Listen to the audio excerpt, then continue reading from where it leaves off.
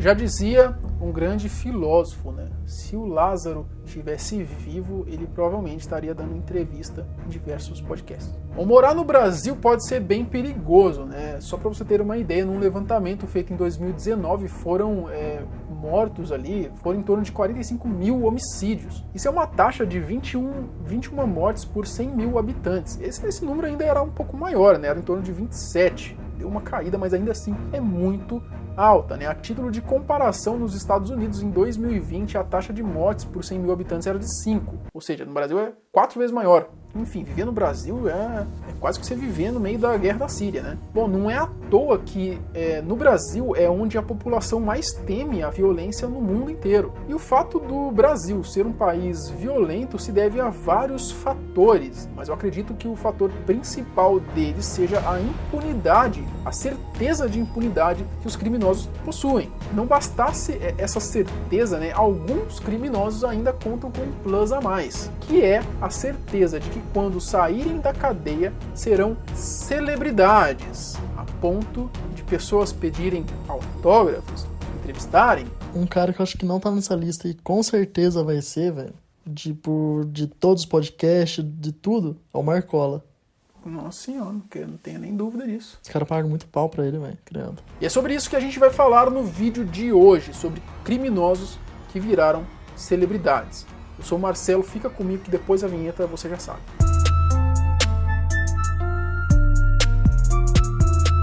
Quando um marginal ele comete um crime e é preso, as pessoas, de modo geral, querem distância, né, de meliantes assim. Você não vai querer que o seu filho, por exemplo, se envolva, seja amigo de uma pessoa que já cometeu crimes, né, ainda mais crimes pesados, como um assassinato, por exemplo. Show me your friends and I'll show you your future. Olha, eu concordo sim que as pessoas que pagaram pelos seus crimes, que ficaram presas por anos, apesar de eu achar que a grande maioria deles não devessem ter saído jamais da cadeia, mas isso daqui é uma discussão para outro vídeo que já envolve alterar a lei, coisa do tipo. Pois bem, se a pessoa já pagou pelos seus crimes, né, e saiu da cadeia, quando ela sai, eu concordo que deve haver sim uma ressocialização, a pessoa arrumar um emprego, né, ser uma pessoa normal, né, largar a vida de crime. Agora, eu só acho um pouquinho demais, assim, só um pouquinho mesmo, só um pouquinho, mas talvez eu esteja exagerando, tá? Você pode me julgar aqui se for o caso. Quando a pessoa, ela sai da cadeia e ela é tratada como se fosse uma celebridade, como se fosse alguém famoso, alguém que contribuiu para a sociedade de alguma maneira, sabe? E acredite se quiser, meus amigos, a ponto de darem autógrafo, tirarem selfies,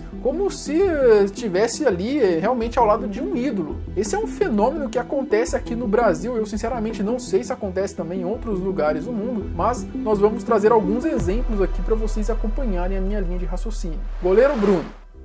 Bom, acho que todo mundo conhece esse caso, então a gente não vai focar tanto nele, né? Se vocês quiserem, a gente traz um vídeo daí só falando desse caso. Mas foi o seguinte, né? Na época, o goleiro Bruno, ele era o goleiro titular ali do Flamengo, estava em ascensão, era o capitão do time, e ele se envolveu com a Elisa, né? Numa festinha ali, e ele acabou engravidando essa moça sem querer, né? É dito ali que a camisinha estourou, enfim, numa tacada só ele engravidou. Um azar, né? Bom, é claro que o Bruno não queria saber dessa gravidez, nem do filho que ela teria, né? Ele queria que a menina abortasse. É dito que eles chegaram a sequestrar a menina e fazer ela tomar comprimidos abortivos à força, só que parece que não deu certo, né? Eles soltaram, achando que o filho iria morrer, mas não deu certo, continuou vivo. Ainda bem. Né? O filho nasce, acontece mais um monte de coisa, mas encurtando a história aqui, um amigo do Bruno, apelidado de Macarrão, e um outro apelidado de Menor, eles teriam levado então a Elisa até um sítio, né?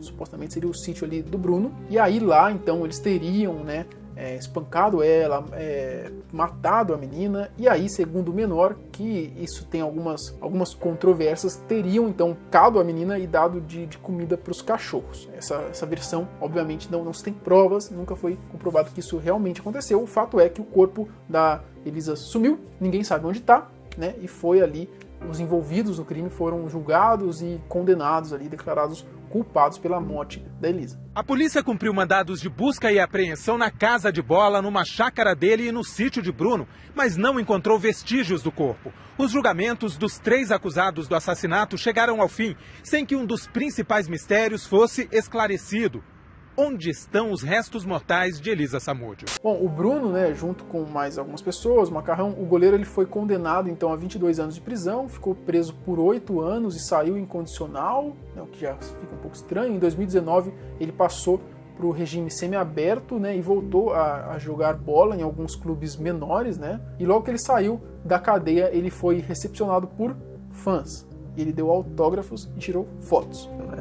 Que tristeza. E é claro que em julho desse ano ele participou de um podcast, né, que tá bem famoso, podcast aqui no YouTube. Inclusive ele fala que a mídia colocou ele numa prisão perpétua, né, que é por causa dela, da mídia, que ele não volta a jogar em clubes maiores. Bom, que pena que foi só a mídia que colocou ele numa prisão perpétua, né, e não o Estado.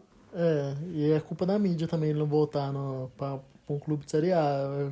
Ele tem Falou, sabe o que ele falou? Os caras perguntaram pra ele, você queria voltar a jogar no Flamengo? Se tiver um joguinho de despedida? Ele falou assim, não queria não. Não precisava nem ser isso, mas eu queria que na hora que eles fizessem, no dia do goleiro, eles botam lá em homenagem, eles botam todos os nomes de todos os goleiros que passaram pelo Flamengo, menos o dele. Ele queria que o dele estivesse lá. Olha que triste, né? Eu quase fiquei com dó dele, né, na hora que ele falou isso. E no meu caso, não. No meu caso, infelizmente, a mídia, eles enterraram o meu sonho, né?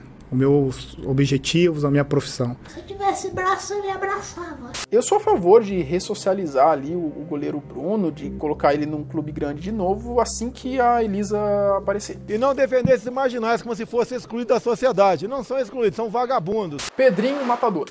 Bom, outro caso curioso, né, de um criminoso que virou celebridade é o caso do Pedrinho Matador, né? Ele é considerado ali o maior assassino de série do Brasil, né? Ele alega ter matado mais de 100 pessoas. Aí o Pedrinho... Há 10 anos Chileira. ele vive isolado na casa de detenção de Taubaté, São Paulo. Vai chamar ele de matador de Taubaté pra ver o que acontece. Você tá me chamando de falso? Posso chorar quando acabou. E sempre que ele aparece em algum lugar, ele faz questão de contar as suas histórias de quem ele já matou, de como ele matou, de quantos ele matou, né? Matou pai, matou parente, companheiros de cela, enfim. E ele hoje tá solto ali, dando entrevistas em podcasts. Me ensinando a caçar o Lázaro. Ah, ele ensinou também? Lá da bruxaria lá, que ele falou que tava com o Lázaro. Ah, verdade, né? Tem que ter um poder sobrenatural envolvido também, né? Não é só a maldade, não, do ser humano. Bom, alguns ainda o consideram como se fosse um justiceiro, porque ele chegou a matar ali criminosos, né? Matavam pessoas que tinham que ser mortas, enfim, né? Não sei qual que era o método de julgamento dele, né? E por isso existem pessoas que babam o ovo dele. Não, meu pai matei na cadeia. Foi na cadeia? Foi. Meu pai matei na cadeia, não foi na rua, tava preso já. Que é aquela história do coração, né? Mas eu só masquei. Que eu cortei o bico do coração, masquei porque eu falei no caixão, vou comer o coração dele. Foi o que eu fiz, foi vingança, mas não que eu engoli. Eu masquei e joguei em cima do corpo do meu pai dentro da cela. Que p*** é essa, marreco? Bom, é outro que virou uma espécie de celebridade também, né? Eu acho que falar aqui do Pedrinho é chover no molhado, né? Todo mundo conhece a história dele. E assim, um absurdo pessoas idolatrarem esse tipo de cara. Ah, mas ele já pagou pelos crimes e tal. Cara, isso é como eu falei, já pagou. Infelizmente é muito leve aqui as penas que os caras tomam, né? Já pagou, saiu, não tá devendo nada pra justiça, beleza, uma coisa beleza, o cara vai lá, infelizmente é fraca mesmo a justiça do país, e aí ele tá solto aí, poder trabalhar e coisa. Outra coisa totalmente diferente é você ficar pagando pau de um cara assim. Suzanne von Richthofen. A Suzanne é outra que todos conhecem o caso também, né, e também virou uma celebridade, né? Em 2002 aconteceu um caso que chocaria todo o país, né? A loira vinda de uma família rica abriu as portas para que o seu namorado e o seu cunhado executassem os seus pais na base da marretada. O crime que chocou o país. Eu não sei como você não mora aqui com seus pais, eles são máximos. Então bora trocar de família então? Top. Parece que os pais dela não apoiavam o namoro, né? E eles meio que criaram um plano para parecer esse crime aí como se fosse um latrocínio, né? Entraram para roubar e mataram, mas óbvio que não deu certo, né? Após as investigações apontarem ali que a Suzanne tinha sido a grande mandante por trás desse crime. A polícia de São Paulo desvendou o assassinato do casal von Richthofen. A filha deles, Suzanne, disse que planejou o crime por amor ao namorado. A Suzanne foi condenada então a 39 anos de prisão. Em 2013, os irmãos passaram ali para o regime semiaberto e a Suzanne continuava presa. E sempre ela aparecia na mídia, normalmente aparecia por causa das saidinhas, né? Tinha saidinhas, eles deixavam ela sair, aí ficava aquele, que absurdo, a menina tá de saidinha e tal. Sempre acontecia isso. Só que recentemente ela voltou a aparecer na mídia, né? Depois que ela ganhou uma série ali na Netflix em sua homenagem, né? Um documentário. E acredite se quiser, né? Ela ganhou o direito de estudar numa faculdade após fazer a prova do Enem. E sabe onde ela tá fazendo faculdade? Aqui na minha cidade, bicho, Taubaté. Suzane von Richthofen, condenada a 39 anos de prisão pela morte dos pais, começou a frequentar o curso de biomedicina na quarta-feira nesta faculdade de Taubaté. Acho que Taubaté é a cidade mais aleatória que eu já vi na minha vida. Recentemente até saiu uma matéria dela dizendo que ela é tratada como uma celebridade na faculdade. Ela tá cursando biomedicina e chegou a ganhar uns mimos no primeiro dia de aula dela. Olha só, abre aspas. Ela chegou falando com todo mundo, toda cínica, muito simpática, e o pessoal babando o ovo dela, pedindo autógrafo no caderno como se fosse uma celebridade, escreveu uma colega. De novo aqui, ó. Ela pediu até um lanche do McDonald's, né? E chegou rapidinho. A menina está presa e tem um iPhone 11, melhor que nós, acrescentou a internauta. Qual o comentário sobre isso? A pergunta é como ela conseguiu um iPhone 11. Ela tá recebendo na cadeia, tá com a herança dos pais que ela matou. Como que ela tem um iPhone 11? Certo, algum paga-pau deu pra ela, do jeito que é essa sociedade aí, mano. Não é de se espantar, não. Espera-se um pouco mais dessa juventude, né? Bom, como eu disse, não basta só a gente mudar as leis do país para que pegue mais pesado com bandidos aí que cometerem crimes, né? Não basta só isso. Se a gente não mudar, né? Se o brasileiro não mudar essa cabeça oca que tem de idolatrar bandido, de idolatrar criminoso. Eu tenho certeza que se o Lázaro tivesse vivo e saísse da cadeia, ele estaria dando entrevistas em diversos podcasts e sendo tratado como ídolo.